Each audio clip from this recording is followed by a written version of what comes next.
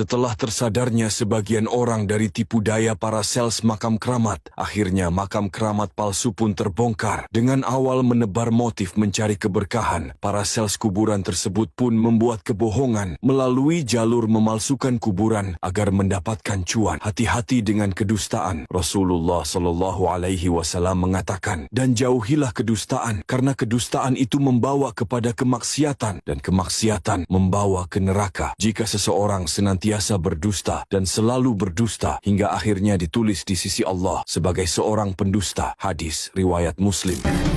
Jalan menuju makam itu termasuk daripada taman-taman surga. Nah, nanti waktu jalan itu sambil kita berdoa apa yang kita ingin doakan untuk kita, keluarga kita, dan umat Nabi Muhammad semuanya.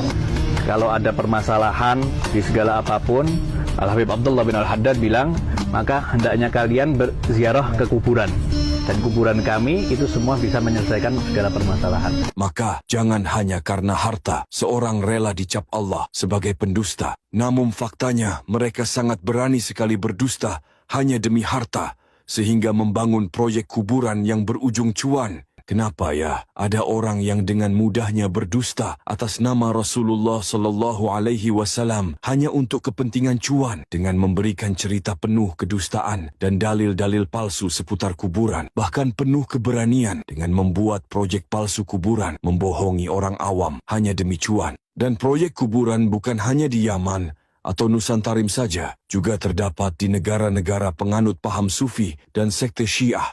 Hal ini sudah diingatkan oleh Rasulullah Sallallahu Alaihi Wasallam 1400 tahun yang lalu. Beliau bersabda, barang siapa yang berdusta atas namaku secara sengaja, maka hendaklah dia menempati tempat duduknya di neraka. Hadis Bukhari. Bertakwalah wahai kuburiyun, berhentilah berfatwa asbun, jangan membuat racun yang merusak akidah siapapun. Lihat tuh jenazah tuh, pengen dibungkus, pengen ditutup kain kafannya. Beliau ambil kertas kecil, kertas kotak kecil, beliau tulis, ada yang ditulis sama beliau, ditaruh di bawah kepalanya si jenazah. Deh, tutup. Sebelum ditutup, habis beliau tulis, ditaruh tuh kertas, beliau bilang, man, gue tahu lo ibadahnya berantakan, tapi lo cinta sama dzurriyyat Nabi Muhammad, ikhlas dari dalam hati.